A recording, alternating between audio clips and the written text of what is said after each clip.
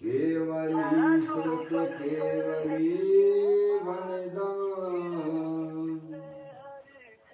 नम करवनंत उत्कृष्ट दर्शन ज्ञान में जिन वीर को कहूँ नियम सार सु केवली श्रुत केवली पर कथित को। आप जिस व्यक्ति से संपर्क करने की कोशिश कर रहे हैं वह इस समय श्री स्वीकार नहीं कर पा रहा नियम सार जी नामक यह परम आध्यात्मिक ग्रंथ स्वाध्याय हेतु यहाँ विराजमान है। आज से 2000 वर्ष पहले इस महान पवित्र ग्रंथ की रचना आचार्य श्री कुंद कुंद देव द्वारा इसी पवित्र भूमि पर की गई थी और इसके टीकाकार पदम कमल देव मुनराज हैं। ग्रंथ का नाम नियम सार है। नियम से करने योग्य कार्य अपनी आत्मा में सम्यक दर्शन, सम्यक ज्ञान, सम्यक चारित्र रूपी निर्मल पर्याय, पवित्र पर्याय, मोक्ष मार्ग रूपी पर्याय को प्रकट करना, क्योंकि वह पर्याय स्वयं सुख स्वरूप है और अनंत सुख का कारण भी है। बेटू ये फोन उठा लेना, ये आ रहा है। अनादि काल से हमारे आपके आत्मा में पर को अपना जानने वाली, पर को अपना मानने वाली, पर के साथ संबंध रखने वाली ऐसी मोह राग देश रूपी अपवित्र पर्याय, मलिन पर्याय, दुख रूप पर्याय प्रकट है, जो स्वयं दुख स्वरूप है और अनंत दुख का कारण भी है। ऐसी मोह राग देश रूपी मलिन पर्याय का अपनी आत्मा में से उस पर्याय का अभाव करना और सम्यक दर्शन ज्ञान चारित्र रूपी निर्मल पर्याय, पवित्र पर्याय, मोक्ष मार्ग रूपी पर्याय को प्रकट करना, ऐसे कार्य की प्राप्ति जिनवाणी माता के माध्यम से अपने आत्मा के स्वरूप को पहचानना, अपनी जो आत्म वस्तु है वह तीनों काल, परद्रव, प्रभाव और पर्याय से विभिन्न अखंड ज्ञान ज्योति स्वरूप है। ऐसा सच्चा ज्ञान करके शरीर रागादिक ये सब कर्मकृत वस्तुएं हैं, इनका हमारे आत्मा के साथ में किसी प्रकार का कोई संबंध नहीं है। इस प्रकार सम्यक वेद ज्ञान पूर्वक शरीर रागादिक का लक्ष्य छोड़ के अंदर जो अखंड ज्ञान ज्योति स्वरूप भगवान आत्मा है उसमें ही अपनी वर्तमान पर्याय को स्थापित करना, उस आत्मा को ही अपना जानना और उसमें ही अपनी वर्तमान पर्याय को मग्न कराना, उसे ही अरिहंत परमात्मा ने धर्म कहा है। उसकी चर्चा आचार्य भगवंतों ने, मुनिराजों ने एक एक गाथा और उसकी टीका और कलश के माध्यम से हमें अपने आत्मा के स्वरूप को समझाया है। देखिएगा यहाँ पर श्री नियम सार जी ग्रंथ का स्वाध्याय चल रहा है। जिसका छठवां अधिकार है निश्चय प्रत्याख्यान अधिकार, जिसकी 97 नंबर की गाथा का हम आप सब स्वाध्याय कर रहे हैं। गाथा का प्रारंभिक पाठ करते हैं। निज भाव को छोड़े नहीं, किंचित ग्रहे पर भावना, जानूं और देखूं मैं वही, ज्ञानी करे चिंतन यही। आचार्य कुंदकुंद देव इस गाथा के माध्यम से जगत के समस्त जीवों को यह बता रहे हैं, यह समझा रहे हैं कि जगत में ऐसी कोई भी वस्तु नहीं है जो अपने स्वभाव को छोड़ती हो और किसी परद्रव्य प्रभाव को ग्रहण करती हो। ऐसा अनादि अनंत सत्य है। इसीलिए ज्ञानी जीव निरंतर वस्तु स्वरूप का विचार करते हुए अपनी वर्तमान पर्याय को अपने ज्ञायक प्रभु परमात्मा के सन्मुख करते हुए उसमें ही लीन करते रहते हैं। यह हमें गाथा समझाती है। क्या? निज भाव को छोड़े नहीं, किंचित ग्रहे पर भावना। क्या? निज भाव को छोड़े नहीं और किंचित भी, बिल्कुल थोड़ा भी कैसन पर द्रव्य प्रभाव को यह आत्मा ग्रहण करता नहीं है। अपनी जो चैतन्य वस्तु है वह अनादि अनंत अपने ज्ञानादि अनंत शक्तियों सहित तीनों काल विद्यमान वस्तु है। वह कभी भी प्रभाव यानी मोह राग देश के परिणामों को ग्रहण नहीं करती है। समझ में आया भाई साहब? दोनों तत्व विजाती हैं। आत्मा चेतनेश्वर है, जानने देखने वाला पदार्थ है, और रागादिक परिणाम वे दुख रूप है। आत्मा आनंद स्वरूप है, ज्ञान स्वरूप है, और आश्रत तत्व ज्ञान से रहित है। दोनों के बीच में एक वज्र की बहुत बड़ी दीवार है। ऐसा ज्ञानियों ने अपने ज्ञायक प्रभु परमात्मा की दृष्टि के द्वारा सिद्ध करके बताया। समझ में आया भैया? अंतर्मुख होके शरीर और ये रागादिक परिणतियां और आत्मा दोनों के बीच में एक सांग पड़ी हुई है, संधि पड़ी हुई है। समझ में आया? वो कहीं वहां मिलावट होती नहीं है। ऐसा ज्ञानियों ने अंतर्मुखी होकर अपने ज्ञायक प्रभु परमात्मा की जो शरण लेते हैं, उन्होंने इस बात को जाना है। ये सांसारिक जो पर्याय हैं वह आत्मा से अत्यंत भिन्न है।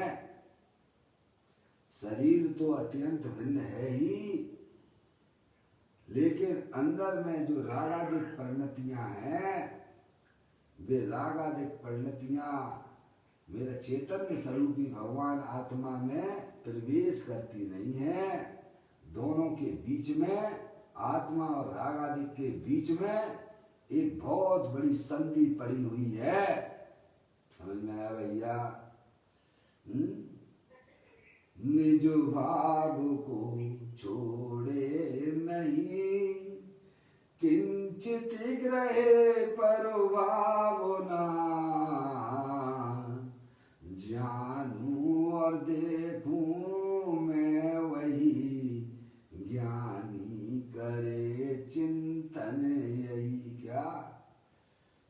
ज्ञानी जीव निरंतर अपने आत्मा की भावना भाता हुआ, अंतरोन्मुखी पर्याय को करता हुआ, अपने ज्ञायक प्रभु परमात्मा के आश्रय से भाई साहब आनंद की वृद्धि शनै शनै बढ़ाता हुआ, राग आदि परिणतियों की धज्जियां उड़ाता हुआ मोक्ष मार्ग में गमन करता है।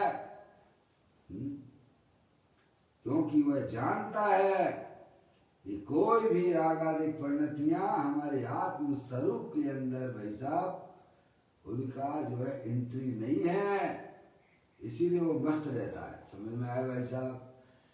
जैसा ज्ञानी चिंतन करते हैं वैसे चिंतन की धारा हमारी भी होवे तब काम चलेगा भाई साहब, तभी जन्म मरण का सिलसिला आपका टूटेगा।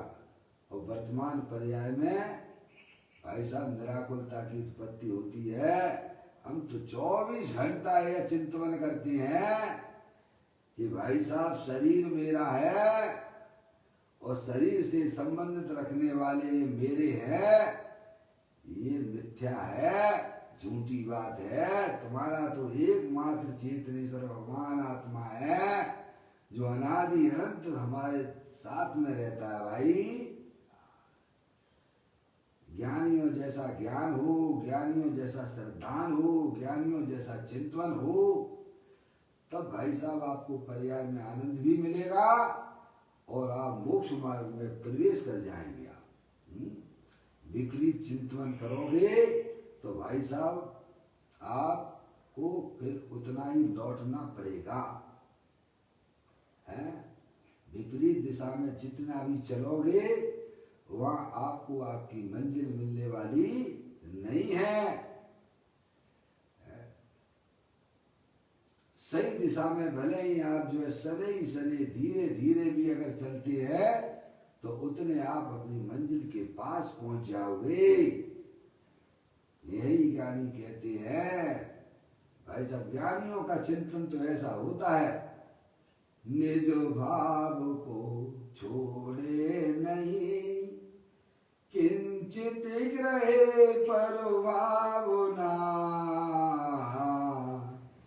जानूं और देखूं मैं वही, ज्ञानी करे चिंतन यैया। वस्तु स्वरूप की दृष्टि से भाई साहब अपने को और पर पदार्थों को देखते हैं। द्रव्य स्वभाव की दृष्टि से देखना सीखो। संयोग और पर्याय की दृष्टि में आत्मा की पर्याय में दुख के अलावा कुछ नहीं मिलता है भाई। ऐसी बात है। कल अपन ने यह गाथा और टीका को भी पढ़ा था। आज उसी के ऊपर पूज्य गुरुदेव श्री उसका विशेष स्पष्टीकरण करते हैं, वह अपन यहाँ पर पढ़ते हैं, देखिएगा।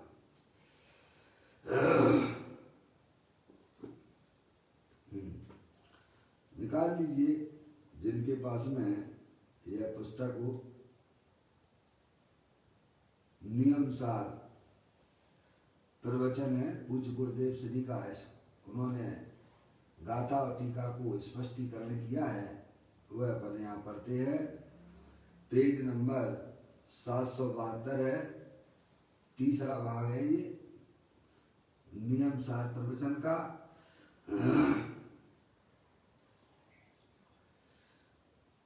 निज भाव अर्थात अपने त्रिकाली द्रव्य स्वभाव को आत्मा कभी नहीं छोड़ता है। भाई साहब समझ में आई? अपने त्रिकाली यानी तीनों काल द्रव्य स्वभाव को आत्मा कभी नहीं छोड़ता है। समझ में? केवल आत्मा की ही बात नहीं है, जगत के जितने भी द्रव्य वस्तुएं हैं वे कभी भी अपने स्वभाव को छोड़ती नहीं है। आप बताइए, क्या शक्कर अपने मीठे स्वभाव को छोड़ सकती है क्या? क्या नींबू है वह अपने भाई साहब कड़वे स्वभाव को छोड़ सकता है क्या? मिर्ची है क्या वह अपने तीखे स्वभाव को छोड़ती है क्या? पानी है क्या अपने शीतल स्वभाव को छोड़ता है क्या? समझ में आया भाई साहब? कोई भी वस्तु अपने स्वभाव को नहीं छोड़ती है। आत्मा भी एक चैतन्य वस्तु है। चित्त शक्ति, दृष्टि शक्ति,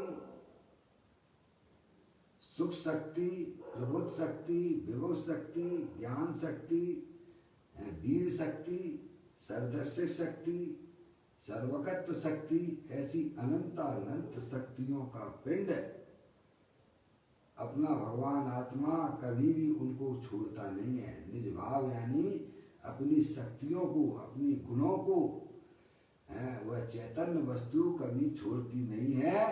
और रागादिक परिणतियां जो कि संसार रूप अवस्था है उसको वह कभी ग्रहण कर सकती नहीं है। ऐसी अपनी चैतन्य वस्तु है भाई साहब, समझ में आया? तो ज्ञानी हमें समझाते हैं निज भाव अर्थात क्या? अपने त्रिकाली द्रव्य स्वभाव को आत्मा कभी नहीं छोड़ता। यानी जगत में कोई भी वस्तु अपने स्वभाव को नहीं छोड़ती है। उसको बोलते हैं उस वस्तु का निज निज भाव। पानी शीतलता को नहीं छोड़ता है, भले ही वह पानी आपको गर्म दिखाई दे रहा है, लेकिन उस समय भी उस पानी ने अपने शीतल स्वभाव को नहीं छोड़ा है। समझ में आया भैया? कितनी भी बाहर से मिलावट दिखती हो, पर वह वस्तु अपने अपने स्वभाव को छोड़ती नहीं है।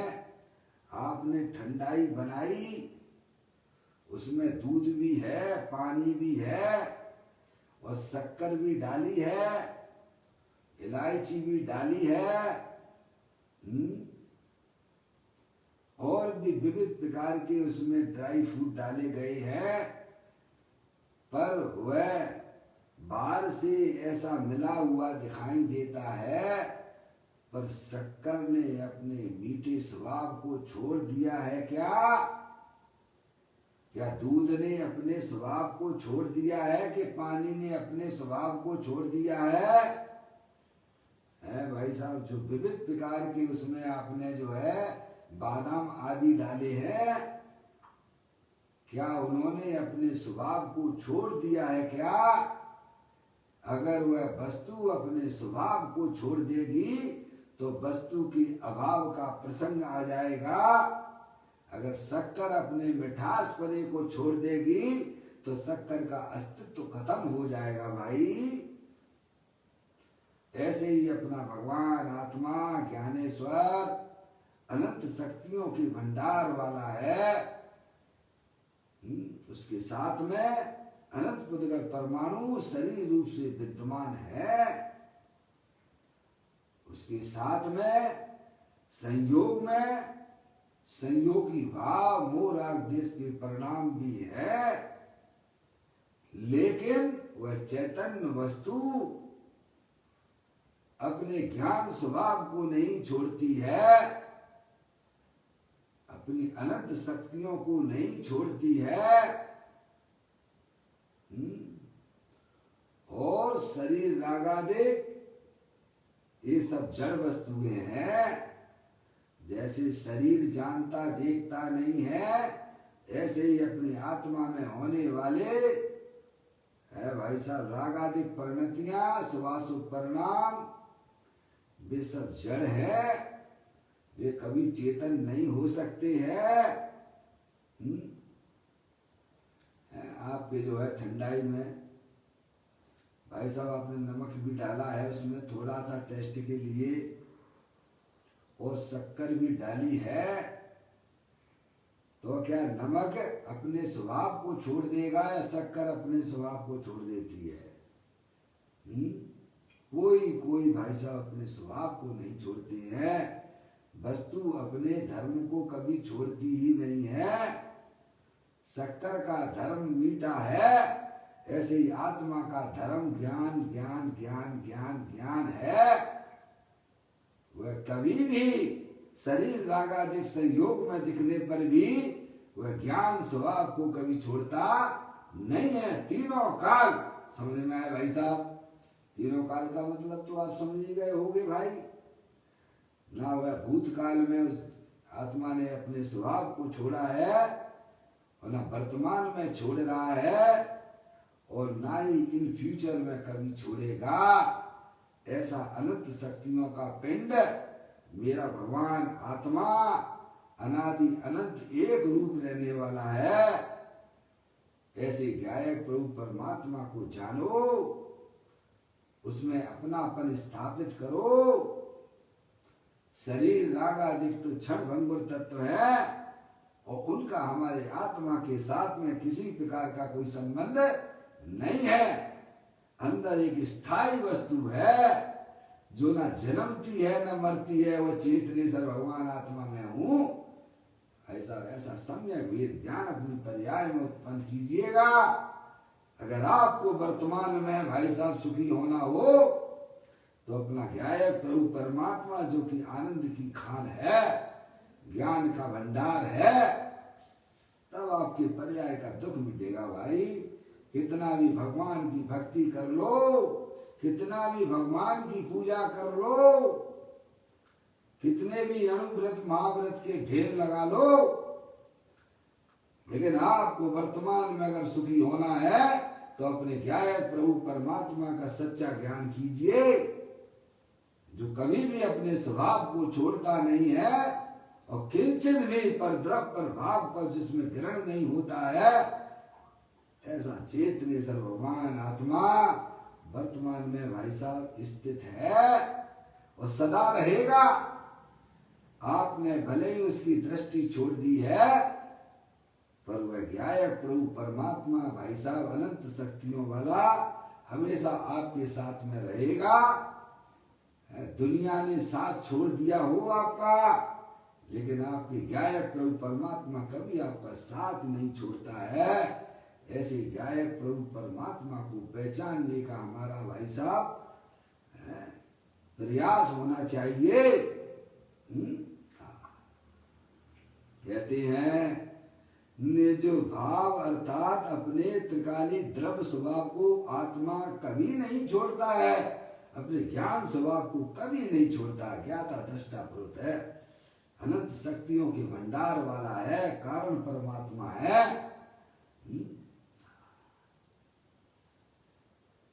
कहते हैं निज भाव अर्थात अपने त्रिकाली द्रव्य स्वभाव को आत्मा कभी नहीं छोड़ता। दुनिया ने आपका साथ छोड़ दिया है भाई साहब, लेकिन चिंता की कोई बात नहीं है। वह आपके लिए प्रसन्नता का संदेश है। ये आपका भगवान आत्मा आपका कभी साथ नहीं छोड़ा है, न छोड़ रहा है और न कभी छोड़ेगा। ऐसी स्थायी वस्तु इस शरीर के अंदर विद्वान है, उसका ज्ञान करो, उसका श्रद्धान करो। यह ज्ञान ही कहते हैं। निज भाव अर्थात अपने त्रिकाली द्रव्य स्वभाव को आत्मा कभी नहीं छोड़ता, वस्तु का स्वभाव कभी नहीं छूटता। लो पूछ गुरुदेव श्री ने भी, वस्तु का स्वभाव भाई साहब कभी नहीं छूटता है। अगर स्वभाव छूट जाए तो वस्तु का नष्ट होना निश्चित हो जाता है, और वस्तु का नष्ट हो जाना यानी विश्व में कुछ भी नहीं है, कुछ भी नहीं होगा। समझ गए? ना जीव होगा, ना पुद्गल होगा, ना धर्म द्रव, अधर्म द्रव, आकाश द्रव, काल द्रव, शून्यता का प्रसंग आ जाएगा, जो कि कभी पॉसिबल ही नहीं है।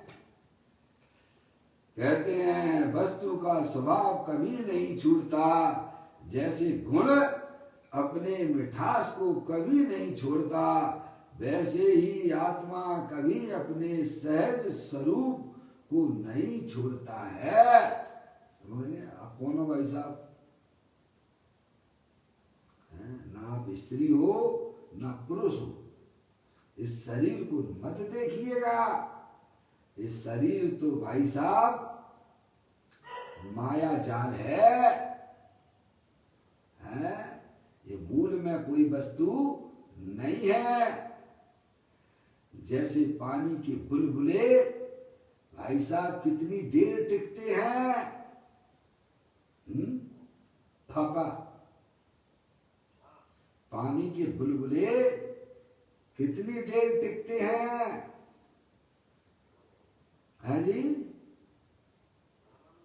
अरे देखते ही नष्ट हो जाते हैं। ऐसे ये शरीर भी भाई साहब पानी के बुलबुले के समान है। क्षण मात्र में ही भाई साहब नष्ट होता हुआ दिखाई देता है। ऐसे ही रागादिक परिणतियां भी पानी के बुलबुले के समान ही हैं। अगर इसमें कोई स्थायी वस्तु है तो भाई साहब आपका चेतनेश्वर भगवान आत्मा है, अनंत शक्तियों के भंडार वाला है।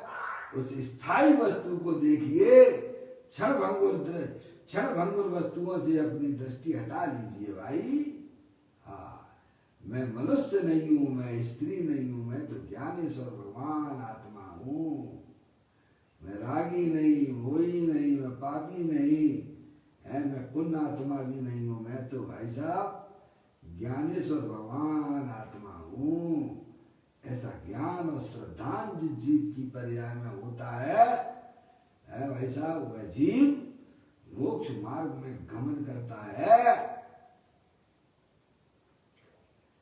कहते हैं जैसे गुण अपने मिठास को कभी नहीं छोड़ता, वैसे ही आत्मा कभी अपने सहज स्वरूप को नहीं छोड़ता है। ज्ञान को, सहज ज्ञान, सहज दर्शन, सहज सुख, ऐसी अनंत अनंत शक्तियां है भाई साहब, उनको नहीं छोड़ती हैं। सहज रूप को नहीं छोड़ता। वस्तु के स्वभाव में एक समय का विकार यानी मूलाग्निश के परिणाम कभी हुए ही नहीं है। क्या भाई साहब है? कौन इस बात को समझेगा भाई? हैं? क्या कहते हैं ज्ञानी? वस्तु के स्वभाव में एक समय का विकार कभी हुआ ही नहीं। त्रिकाली द्रव्य स्वभाव ने कभी विकार को पकड़ा ही नहीं। वह तो त्रिकाल सबका ज्ञायक दर्शक है। वह ऐसा आत्मा ही मैं हूं। कहती हैं एक समय का विकार यानी मूलाग्निश के परिणाम कभी हुआ ही नहीं है। क्या शक्कर है, मीठी है, मिठास से भरी है, क्या किसी समय खारेपन हो जाती है क्या? अरे बोलो, आप शक्कर से क्या उम्मीद रखते हो भाई साहब? ये खारी होगी क्या? नीम न मीठे हों खाओ गुड़ घी से। नीम कभी मीठा नहीं हो सकता है, भले ही वह मीठे के साथ में रहता हो। ऐसे ही अपना चेतनेश्वर भगवान आत्मा भले ही सारी राग आदि के बीच में दिखाई देता हो, पर वह भाई साहब उन रूप कभी होता नहीं है। ऐसा अपना आत्म वस्तु देवर में विराजमान है, उसके दर्शन कर लो भाई साहब। मनुष्य पर्याय मिली है आपको, है? अपने आप को पहचानने की कोशिश करना। मैं मनुष्य नहीं हूं, मैं स्त्री नहीं हूं, मैं रागी द्वेषी नहीं हूं, मैं तो एकमात्र अखंड ज्ञान ज्योति स्वरूप भगवान आत्मा हूं। समझ में आया भाई साहब? ऐसी अपनी पर्याय हो। कहते हैं वस्तु के स्वभाव में एक समय का विकार कभी हुआ ही नहीं। त्रिकाली द्रव्य स्वभाव ने कभी विकार को पकड़ा ही नहीं है, पकड़ सकता नहीं है, क्योंकि दोनों के बीच में अत्यंत अभाव है। जैसे शरीर और आत्मा के बीच में अत्यंत अभाव है। आत्मा ने आज तक शरीर को नहीं पकड़ा है, ऐसे ही आत्मा ने रागादिक परिणतियों को भी पकड़ा हुआ नहीं है, और रागादिक भी अपने आत्मा को पकड़ सकते नहीं है। दोनों के बीच में एक बहुत बड़ी संधि पड़ी हुई है।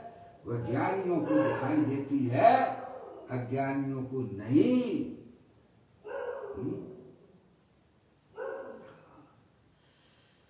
त्रिकाली द्रव्य स्वभाव ने कभी विकार को पकड़ा ही नहीं।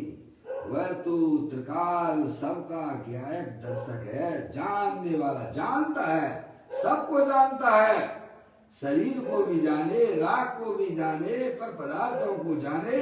अरे जानना उसका स्वभाव है भाई, अपने आत्मा को भी जाने, पर को भी जाने, है भाई साहब, जानना उसका स्वभाव है। इसको जाना, उसको जाना, इससे कुछ संबंध नहीं, और सदा जानता रहता हूं मैं, इसीलिए तो ज्ञायक हूं ना। मैं दर्शक हूं, जानने देखने वाला हूं, शरीर रागादि का करता धरता नहीं हूं भाई। है रोटी किसने बनाई?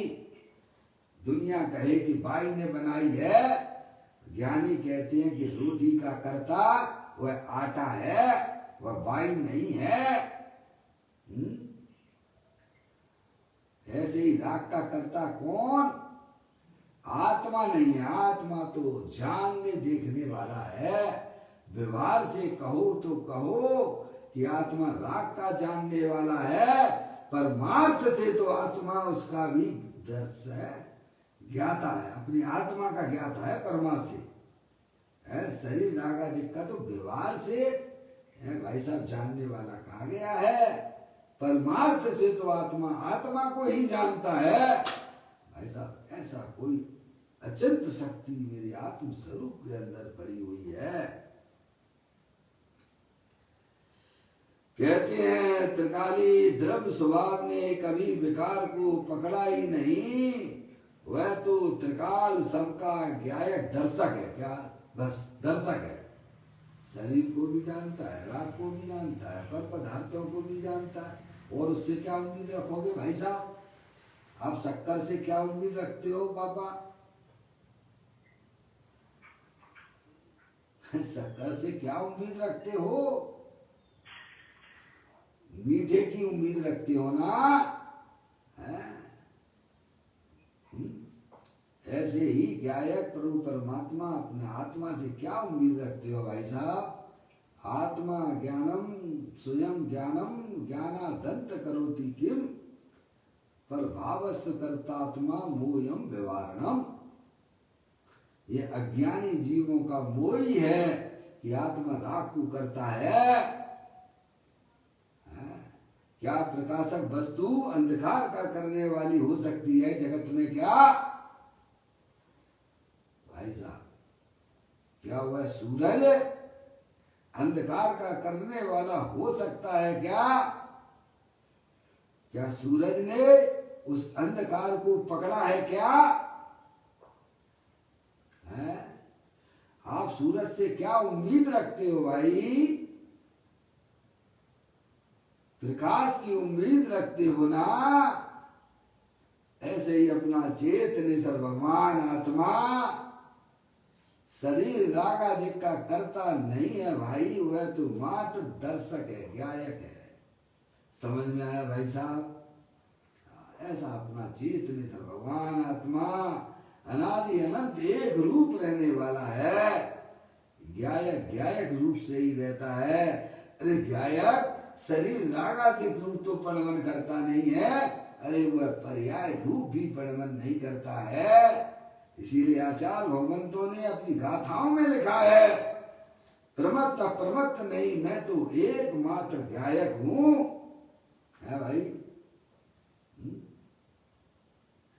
एक देखिए जानिए रम रहिए एक ठौर, समल विमल न विचारिए यही सिद्धि नहीं और। भाई साहब ऐसा अपना चेतनेश्वर भगवान आत्मा अनादि अनंत ज्ञायक है, वह पर पदार्थ और रागादि परिणतियों का करने धरने वाला नहीं है। देखो समस्त ज्ञानी जीव कर्तव्य के बोझ से दबे जा रहे हैं, मर रहे हैं। अपने आप को ज्ञायक रूप से स्वीकार करोगे तो पर्याय की रंगत आपकी बदल जाएगी।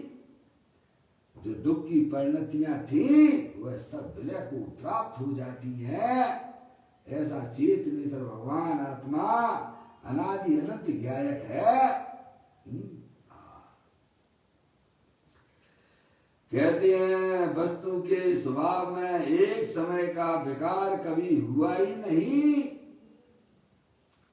त्रिकाली द्रव्य स्वभाव ने कभी विकार को पकड़ा ही नहीं है। भाई साहब, सूरज ने अंधकार को पकड़ा है क्या पापा? सूरज ने क्या अंधकार को पकड़ा है क्या? अगर उसके पास जाओगे कि भाई साहब सूरज भाई तुम बताओ तुम्हारी अंधकार से मुलाकात हुई है क्या? क्या कहेगा वो? तुमने कभी अंधकार को पकड़ा है क्या? वो कहे भाई साहब पकड़ने की बात तो बाद में करना, पहले मेरी मुलाकात तो होने दो ना। है ऐसे ही राग ने आत्मा को नहीं पकड़ा है, आत्मा ने राग को नहीं पकड़ा है, राग ने आत्मा को नहीं पकड़ा है। दोनों विजाती तत्व है। समझ में आया भाई साहब? आत्मा की रुचि अंदर में जागृत कीजिए। जो ज्ञानी कहते हैं उनका तत्व आपकी आत्मा में ऐसे उतर जाएगा जैसे करंट को भाई साहब लाइट के तार को पकड़ने से शरीर में करंट प्रभावित हो जाता है। ऐसे ही आत्मा की रुचि करने वालों को अनंत परमात्मा के द्वारा बताया गया तत्व उनकी आत्मा में प्रभावित हो जाता है।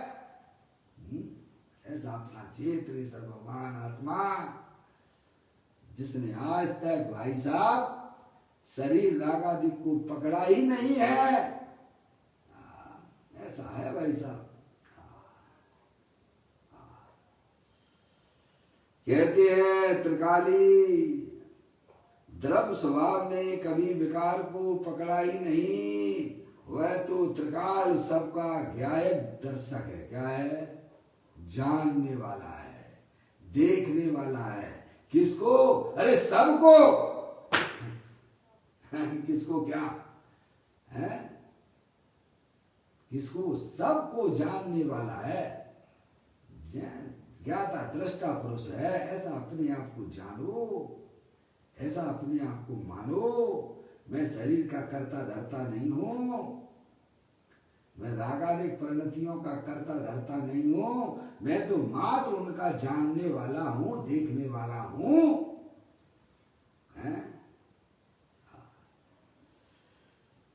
कहते हैं त्रिकाल सबका ज्ञायक दर्शक है। वह तो ऐसा आत्मा ही मैं हूं। क्या भाई साहब मैं कौन हूं? मैं चेतन सर्वस्तु हूं, मैं शुद्ध आत्मा हूं। शरीर रागादिक मैं नहीं हूं। ये सब भाई साहब क्षण भंगुर तत्व हैं। अगर स्थायी वस्तु हूं तो मैं हूं चेतन सर्वस्तु। कब जानना छोड़ दिया बाबा आपने? सोते हो तो उस समय जानना बंद हो जाता आपका क्या? पप्पू भैया,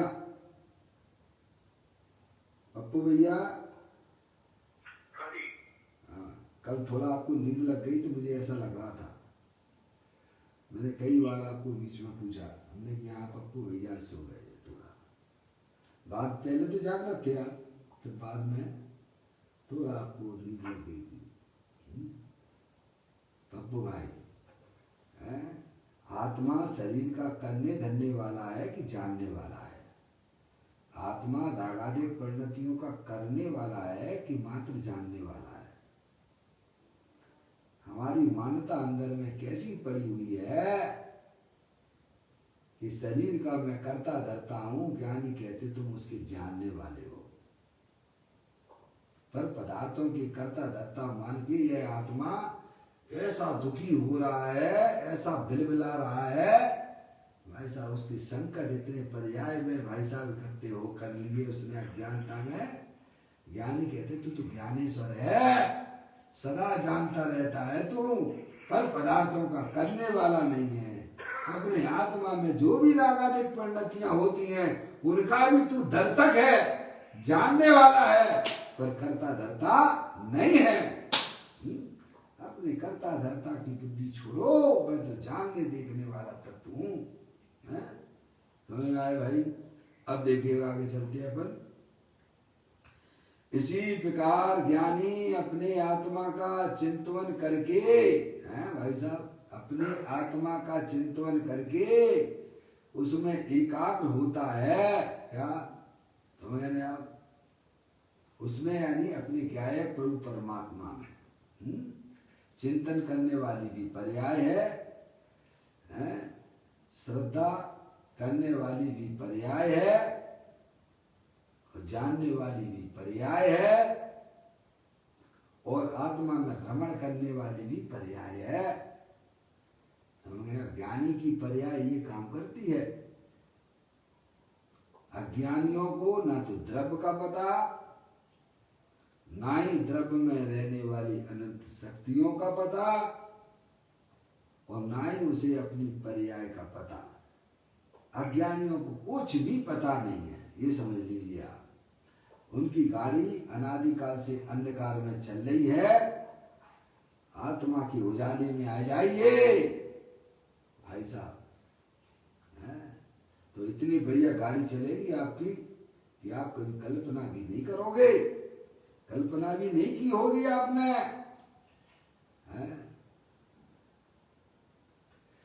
कहते हैं इस प्रकार ज्ञानी अपने आत्मा का चिंतन करके, समझ गए आप, मन मिला है तो अपनी आत्मा के लिए हो, अपनी चिंतन की शक्ति को बढ़ाइए, वस्तु स्वरूप के अनुरूप कीजिए भाई। इस प्रकार ज्ञानी अपने आत्मा का चिंतन करके उसमें एकाग्र होता है, यानी अपने ज्ञायक प्रभु परमात्मा जो कि तीनों काल अनंत शक्तियों के भंडार वाला है, ऐसी अखंड ज्ञान ज्योति स्वरूप उसमें वह अपनी पर्याय को मग्न कराता है। उसका नाम ज्ञानी है भैया। कहते हैं ज्ञानी अपने आत्मा का चिंतन करके उसमें एकाग्र होता है। आचार्य देव प्रेरणा देते हुए कहते हैं कि पर्याय बुद्धि को छोड़कर स्वभाव बुद्धि करके अपने आत्मा का आश्रय कर। क्या कहते हैं भाई साहब? आचार्य परमेष्ठियों का तो यही आदेश है, अरिहंत परमात्मा का भी यही आदेश है। क्या ये होता है स्वाध्याय का फल?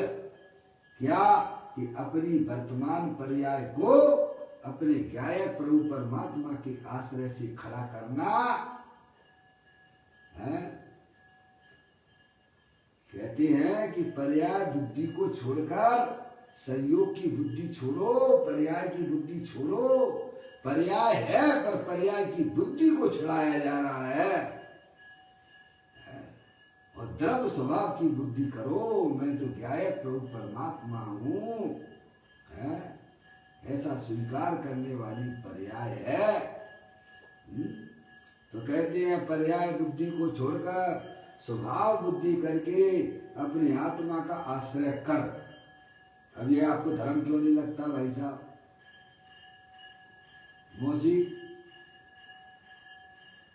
मौसी ये धर्म क्यों नहीं दिखता हमें कि ये भी कोई करने लायक चीज है कि नहीं है? हमें मंदिर में ही क्षेत्रों में ही धर्म क्यों दिखता है भाई? अपने ज्ञायक प्रभु परमात्मा में जाके बैठ जाओ भाई साहब। जाके ना आपको कितने पैसा खर्च करने पड़ेंगे?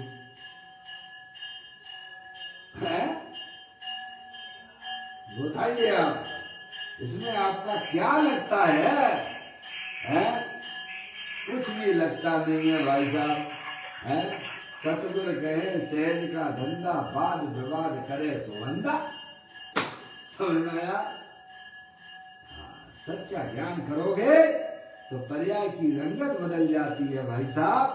पर्याय आनंदित हो जाती है, क्योंकि उसका आश्रय अपना ज्ञायक प्रभु परमात्मा है। कहीं भी कर सकते हो आप, किसी भी क्षेत्र में कर सकते हो, क्षेत्र का कोई भी इसमें प्रतिबंध नहीं है आपका। समझ गया?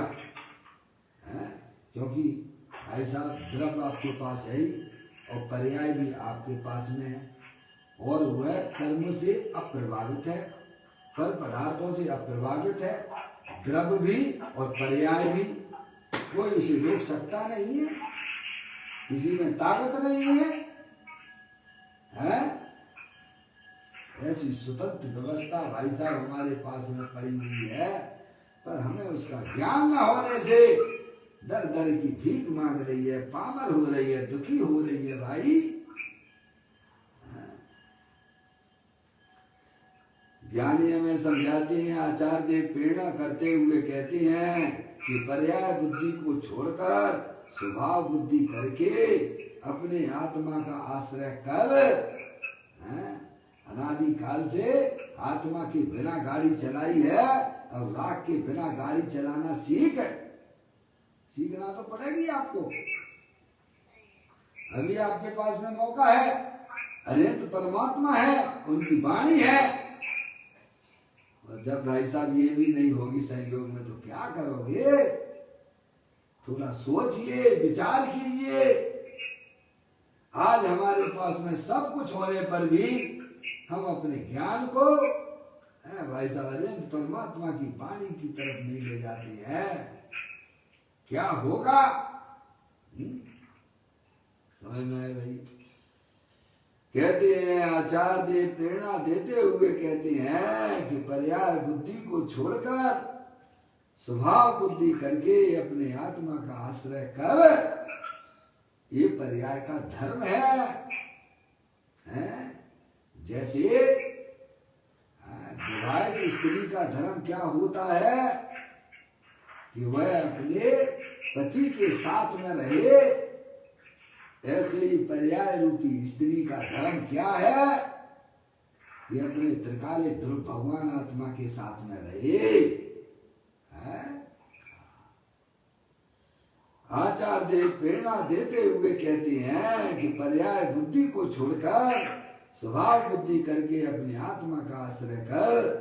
समुद्र तो पूरा पड़ा है क्या? अरे भाई साहब, समुद्र में कितना जितना पानी आपको भरना है भर लीजिए आप, पर वह कभी खाली होने वाला नहीं है। अरे वह समुद्र तो एक बार खाली भी हो जाएगा भाई, पर अपना ज्ञान समुद्र है भाई साहब, वह कभी खाली होने वाला नहीं है। अरे उसमें ना कमी होती है, मौसी जितना आपको भाई साहब आनंद लूटना हो लूटो, पर उसमें कभी कमी होने वाली नहीं है। ऐसा अपना चेतनेश्वर भगवान आत्मा सुख शांति का भंडार है भाई, तुम्हें जितना आनंद लेना हो ले लो। वहां तो अथाह ज्ञान का भंडार पड़ा हुआ है, अपरिमित ज्ञान और सुख का भंडार है। आपको जितना आनंद लेना हो ले लो, जितना ज्ञान लेना हो ले लो। उदार रूप से भाई साहब ज्ञान समुद्र है। सुख शांत रस से लवालवे है, ज्ञान सागर आत्मा बेभ्रम की चादर हटा, सर्वांग पर घट आत्मा। हे बाप जन सलोक के सब एक साथ नहाइए, इसे ही अपनाइए, इसमें ही मग्न हो जाइएगा। किसी का पति भाई साहब खराब पति समझना, अरे अपना आत्मा तो अनंत पति है। अब वह पर्याय की क्या भाई साहब आपके जो है उससे खाएगी खाना कैसे? वो आपको जीरा मन से खाना खाएगा वो, क्या उसकी पत्नी है? जिसका पति भाई साहब अरबपति खरबपति हो, वह स्त्री क्या भाई साहब जीरा मन से अपना खाना खाएगी क्या? जैसे ही अपना भगवान आत्मा अनंत शक्तियों की भंडार वाला है, अनंत पति है, क्या उसकी पर्याय है भाई साहब? क्या उसकी पर्याय दुखी हो सकती है क्या? सोचिए। या तो उस पर्याय को खबर नहीं है कि मेरा पति अनंत पति है, जिसको खबर पड़ जाती है भाई साहब, वो अपने आप को कैसा मानती होगी? भाई साहब, जो पति की संपत्ति है वो मेरी संपत्ति है, ऐसा स्वीकार करती है, ऐसा अपने आप को देखती है। मेरे में और पति में कोई अंतर नहीं है। इसीलिए आचार्य देव ऐसी प्रेरणा देते हुए कहते हैं कि पर्याय बुद्धि को छोड़ो और स्वभाव बुद्धि करके अपने आत्मा का आश्रय कर। समुद्र तो पूरा पड़ा है, वह तट पर आने वाली एक तरंग जितना नहीं है। समझे आप? एक तरंग आ गई भाई साहब, उछलती हुई, इतना ही नहीं है, अथाह पानी का भंडार है भाई साहब। इसी प्रकार आत्मा भी परिपूर्ण चैतन्य समुद्र है। क्या? ज्ञान का भंडार है, चैतन्य समुद्र है। वह एक समय की पर्याय रूप तरंग मात्र नहीं है, चिंतवन नवीन पर्याय है। चिंतवन करती पर्याय बताया था आपको पहले, चिंतवन करने वाली नई पर्याय है, नई नई पर्याय उत्पन्न होती है मौसी। हर समय आत्मा में नई नई पर्याय होती है। किसको पता है? ये ज्ञानियों को पता है। द्रव्य में हर समय नई नई पर्याय उत्पन्न होती है, पर द्रव्य स्वभाव तो भाई साहब उत्पन्न नहीं होता है। वह तो टंकोत कीड़ की भांति एक रूप रहने वाला है। कहते हैं चिंतवन नवीन पर्याय है, पूर्ण स्वभाव तो जैसे का तैसा शाश्वत है, न जन्मता है और न मरता है। उसकी भावना और एकाग्रता करने से ही राग का प्रत्याख्यान हो जाता है, राग का त्याग हो जाता है। बोलिए आप, हैं? ये कोई धर्म क्यों नहीं दिखता भाई साहब आपको? हैं? एकांत भगवान की पूजा करना, एकांत भगवान की भक्ति करना, ज्ञानी जीवों की पर्याय में भी ये सब काम देखे जाते हैं, भाई साहब। पर उनकी पर्याय अपने आत्मा के स्वभाव का आश्रय पूर्वक होते हैं, समझ में आया? पाप के परिणामों से तो वह जितना दूर रहना चाहते हैं, लेकिन क्या किया जाए, वह पर्याय पूर्ण रूप से अपने आत्मा में समर्पित अभी नहीं हो पाई है, इतनी स्थिरता नहीं हुई है। इसलिए ज्ञानी जीवों की पर्याय में भी प्रभु के प्रति भक्ति का, प्रभु के प्रति पूजन का, अनुव्रत आदि महाव्रतों का परिणाम होता जरूर है, क्योंकि अभी उनकी पर्याय पूर्ण रूप से अपने गायक परमात्मा में स्थिर नहीं हुई है। लेकिन जो अपने आत्मा को छोड़कर पर द्रव्य से धर्म मानते हैं, उन्हें इन बातों को सोचना चाहिए कि भाई साहब ये धर्म है कि पर्याय अपने गाय प्रभु परमात्मा का आश्रय ले, उसको धर्म अर्यंत परमात्मा ने कहा है। आगे देखते हैं, राग का प्रत्याख्यान हो जाता है। जब पर्याय अपने गाय प्रभु परमात्मा में भ्रमण करती है तो राग का प्रत्याख्यान, राग का त्याग हो गया। समझ गए? अब देखिए, यहाँ परम भावना के सन्मुख होने वाली ज्ञानी को शिक्षा दी है। क्या? यहाँ परम भावना के सन्मुख होने वाली ज्ञानी को शिक्षा दी है। ज्ञानी को परमार्थ स्वभाव की दृष्टि में व्यवहार गौण है। क्या? देखिए, गौण है नहीं, ऐसी बात है तो ज्ञानी को परमार्थ स्वभाव की दृष्टि में व्यवहार को गौण किया गया है। जैसे अर्जुन की दृष्टि में भाई साहब वह पुतली बस रही थी, उनके गुरु का भी जानना पना तो था, फिर का भी जानना पना तो था, लेकिन वह गौण रूप से था। समझ में आया? उनकी दृष्टि तो वह पुतली के ऊपर थी। ऐसे ही ज्ञानी की पर्याय अपने द्रव्य स्वभाव की दृष्टि किए हुए है, पर्याय द्रव्य का आश्रय लिए हुए है, पर वह व्यवहार भाई साहब गौण रूप से ज्ञानियों की पर्याय में रहता है। ज्ञानी जानते हैं, ये बात बताई उन्होंने। परम भावना के सन्मुख होने वाली ज्ञानी को शिक्षा दी है। ज्ञानी को परमार्थ स्वभाव की दृष्टि में व्यवहार गौण है, अज्ञानी को तो व्यवहार होता ही नहीं है। क्या कह दिया? अज्ञानी को व्यवहार होता ही नहीं है। तो गजब है, व्यवहार लागू होता है तो ज्ञानियों के ऊपर लागू होता है। अज्ञानी को अपने आत्म स्वभाव का ज्ञान नहीं है, उसका श्रद्धा नहीं है। भले ही उनकी पर्याय में शुभ भाव होता हो, लेकिन उस व्यवहार को आचार्य भगवंतों ने भाई साहब क्या कह दिया है? बाल व्रत है और बाल तप है। क्या है? समझ लीजिए आप अपने आप को। अगर आप जितनी भी भगवान की पूजा करते हो, भक्ति करते हो, उसको ज्ञानी व्यवहार कहते ही नहीं है। व्यवहार वास्तव में ज्ञानियों को हुआ करता है, क्योंकि उनकी पर्याय अपने ज्ञाय प्रभु परमात्मा का ज्ञान और श्रद्धान पूर्वक चल रही है। अभी उनकी पर्याय में पूर्ण स्थिरता नहीं है, तो जो राग उनकी पर्याय में शुभ राग रूप से विद्यमान है, वह वास्तव में व्यवहार ज्ञानियों की पर्याय में हुआ करता है। आज तक हमारा आत्मा भाई साहब ज्ञानी नहीं हुआ है। भले ही बाहर में अणुव्रत महाव्रत के ढेर लग गए हों, ज्ञानी कहते हैं, आचार्य भगवंत कहते हैं कि भाई साहब तुमने इतनी बार मुनि व्रत धारण किए हैं कि भाई साहब उनके पीछे कमंडल इकट्ठे किए जावे अनंत भवों के, तो भाई साहब एक सबसे बढ़िया सुंदर सुमेरु पर्वत बन जाएगा आपका। अनंत परमात्मा की बात पर विश्वास नहीं है क्या? अनंत परमात्मा के ज्ञान से कोई चीज छुपी नहीं है। वे कहते हैं तूने अनंत बार मुनि व्रत धारण किए हैं भाई साहब, आत्मा के ज्ञान के बिना तो तूने अनंत बार मुनि पद धारण किया।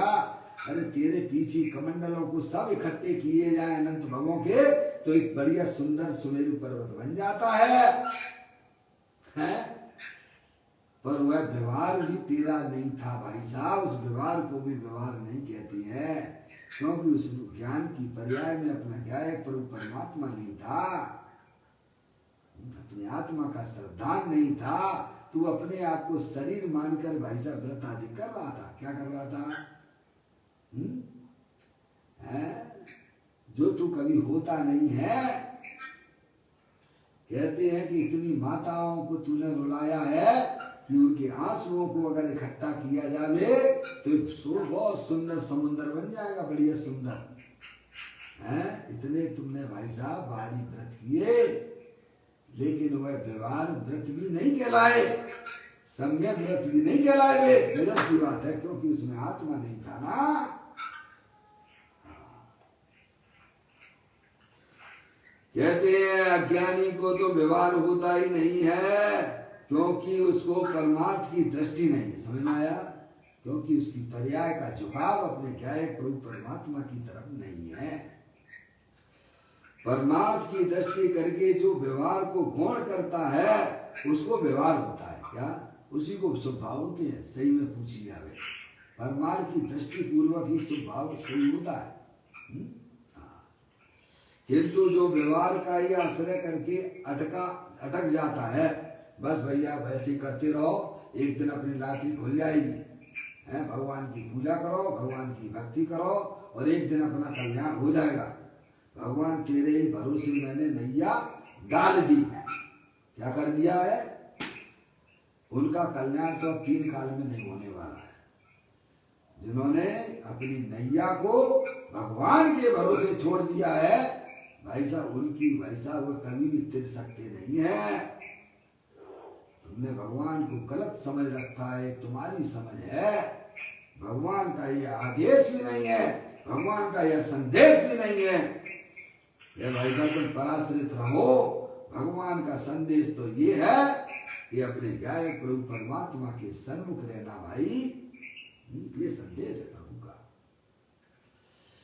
किंतु जो व्यवहार का ही आश्रय करके अटक जाता है, भाई ऐसी पूजा भक्ति करते करते भाई साहब हमारा कल्याण हो जाएगा, 3 काल में नहीं होगा।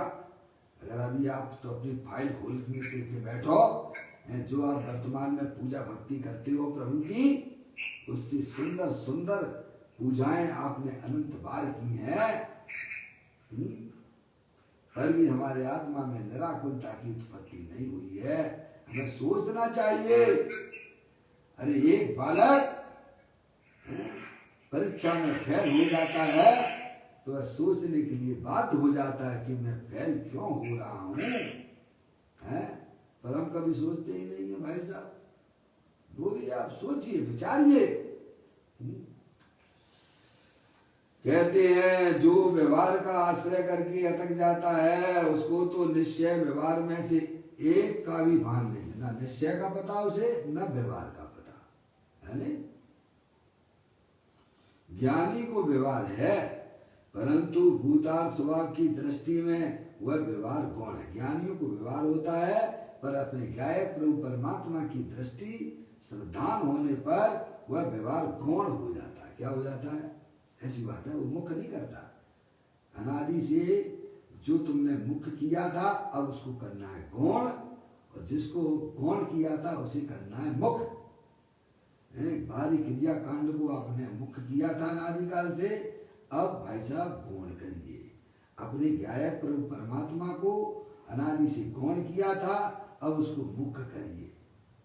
ये कला ज्ञानियों के पास में हुआ करती है।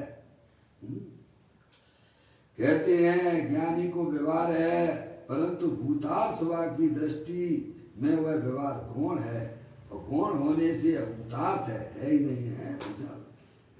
व्यवहार अभूतार्थ है। इसका अर्थ देखिए, इसका अर्थ ऐसा नहीं है कि ज्ञानी को व्यवहार होता ही नहीं है, अज्ञानी को व्यवहार होता है। व्यवहार को अभूतार्थ कहने का प्रयोजन तो यह जानना कि ज्ञानी को भूतार्थ स्वभाव की दृष्टि में वह व्यवहार गौण है।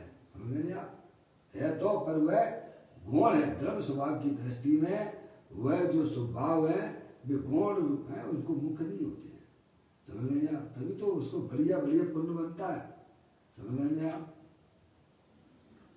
परम स्वभाव की दृष्टि करके उसमें एकाग्र होने को ही प्रत्याख्यान कहते हैं। प्रत्याख्यान किसे कहते हैं? अपना गायक प्रभु परमात्मा का ज्ञान, श्रद्धान है, वह भाई साहब सम्यक दर्शन, सम्यक ज्ञान है, और उस पर्याय को अपने गायक प्रभु परमात्मा में भ्रमण कराना, वही वास्तविक निश्चय से भाई साहब प्रत्याख्यान है? वह वास्तविक प्रत्याख्यान है। यहाँ परम स्वभाव के सन्मुख होने वाले ज्ञानी को शिक्षा देते हैं। किनको शिक्षा देते हैं? जो अपने गायक प्रभु परमात्मा में स्थिर हो रहा है उस जीव को शिक्षा देती है इस गाथा में। ठीक है? अज्ञानियों को समझ लेना चाहिए, ज्ञानी के लिए है तो हमारे लिए भी है। समझ में आई? यहाँ परम स्वभाव के सन्मुख होने वाले ज्ञानी को शिक्षा देते हैं, ऐसा कहा है। उसका अर्थ यह है, उसका अर्थ यह समझना कि पहले जो परम भावना के सन्मुख होकर ज्ञानी हुआ उसे ही उसकी विशेष भावना से प्रत्याख्यान होता है। क्या कहा? पहले परम भावना के सन्मुख होकर ज्ञानी हुआ। ज्ञानी कब होता है? जब उसकी पर्याय और उसका श्रद्धान गायक के सन्मुख होता है, तब वह ज्ञानी होता है, और उसे ही उसकी विशेष भावना से प्रत्याख्यान कहा है। अब वह पर्याय अपनी और विशेष साधना और आराधना के माध्यम से अपनी पर्याय को अपने द्रव्य के भाई साहब सन्मुख और आनंद बढ़ाता रहता है। उसी को विशेष रूप से प्रत्याख्यान यहाँ कहा गया इस गाथा में। ठीक है नहीं? मुनराज की बात आ गई। किन की बात आ गई? विशेष रूप से जो पर्याय को अपने गायक प्रभु परमात्मा में स्थिर कर रहे हैं वे वास्तव में मुनराज हैं। समझ गए आप? इसीलिए ज्ञानी को मुख्य रूप से यहाँ पर कहा गया है। अज्ञानी जीवों को भी यही समझना चाहिए कि अगर अपन को जन्म मरण का अभाव करना है, वर्तमान पर्याय में दुख का अभाव करना है, तो भाई साहब हमें भी जो ज्ञानी करते हैं वो हमें काम प्रारंभ करना चाहिए। अब देखिएगा, मैं कारण परमात्मा हूँ, ज्ञानी को सदा ऐसी भावना बहानी है। क्या है? कैसी भावना बहानी है? मैं कारण परमात्मा हूँ, यानी कार परमात्मा का मैं जनक हूँ। कौन हूँ मैं? हाँ, कापी तो हमारे पास में हूँ, मैं कारण परमात्मा हूँ।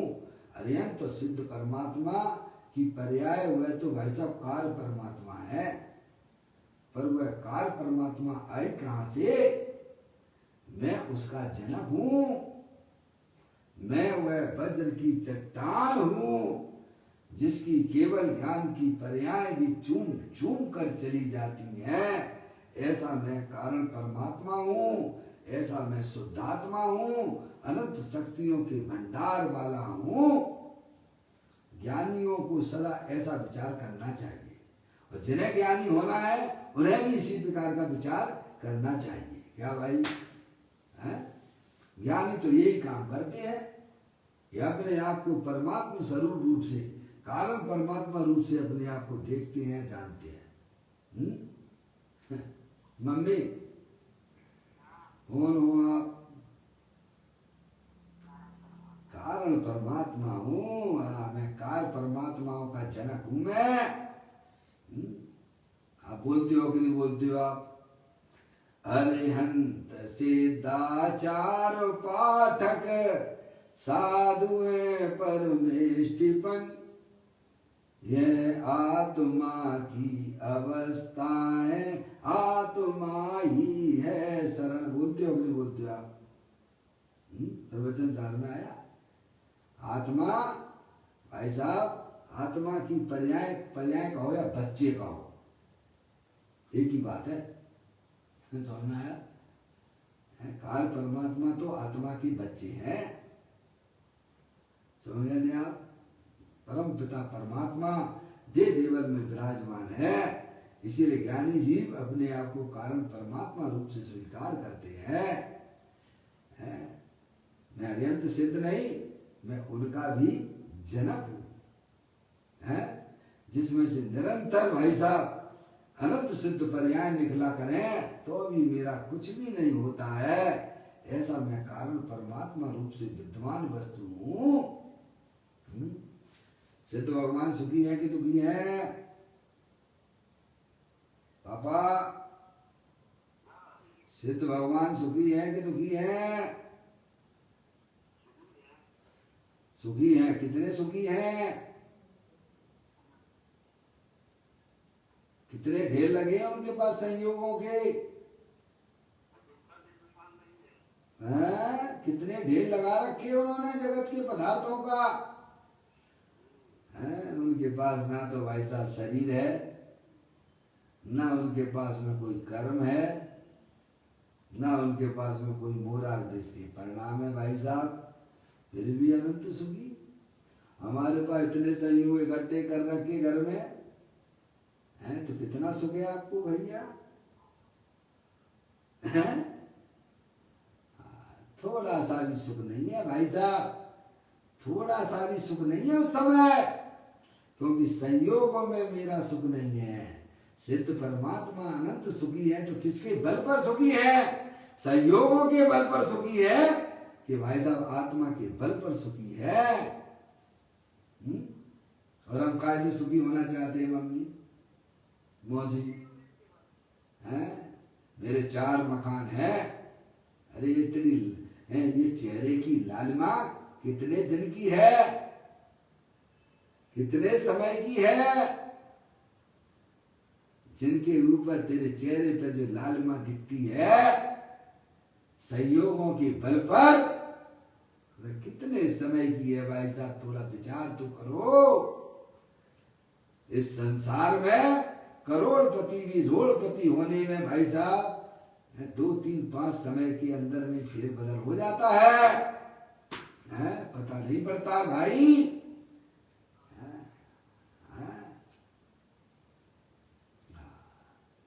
सिद्ध परमात्मा भाई साहब इसके बल पर है, अनंत सुखी है। ऐसी अनंत सिद्ध पर्याय जिसमें से निकलती हैं, ऐसा कारण परमात्मा में हूँ।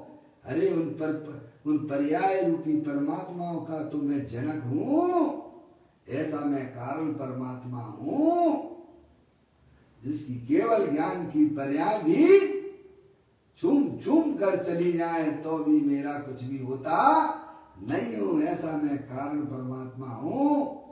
अर्यंत सिद्ध तो कार्य परमात्मा है, वे कार्य परमात्मा अपने कारण परमात्मा के लक्ष्य से हुए हैं।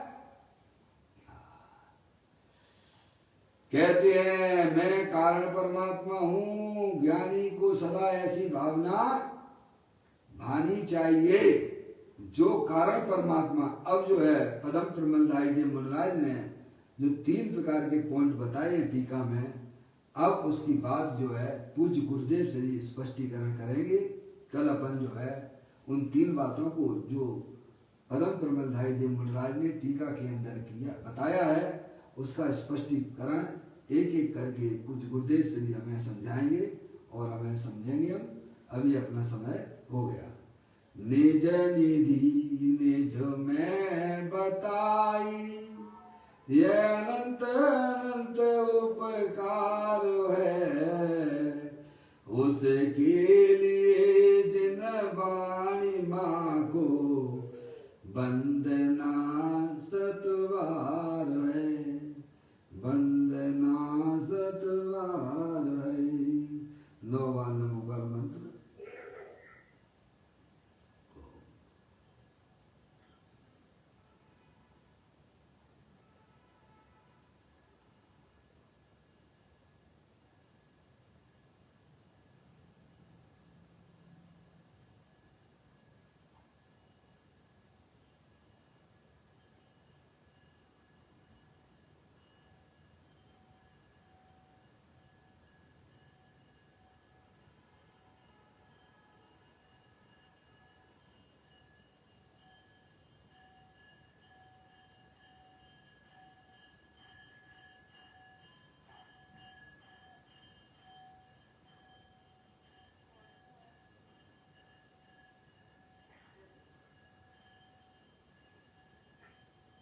बोलो जनवाणी माता की जय। महान जैन धर्म की जय। सभी साधर्मी आत्मार्थी बंधुओं को सादर जय जिनेन्द्र।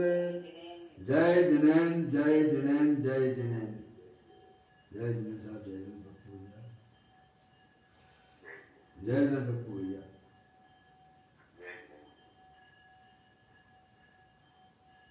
बेटो